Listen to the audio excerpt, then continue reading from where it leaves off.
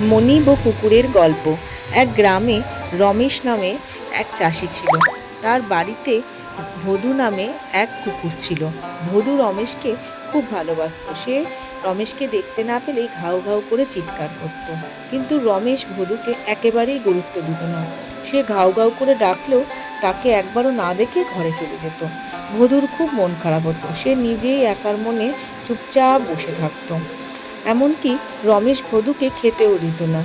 খিদে পেলে ভদু যখন চিৎকার করে ডাকতো, রমেশ খেতে দেওয়ার পরিবর্তে ভদুকে বেলুন দিয়ে মারতে আসতো। এতে ভদুর খুব দুঃখ হলো। ভদু তখন নিজের মতো একা চলে যেতে লাগলো। সে যেতে যেতে একটা বনের মধ্যে যেতে লাগলো।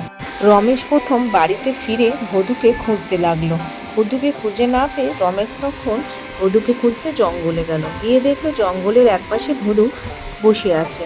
তখন নিজের ভুল বুঝতে পেরে ভদুকে বাড়ি আনলো এবং অনেক অনেক করে খেতে দিতে লাগলো।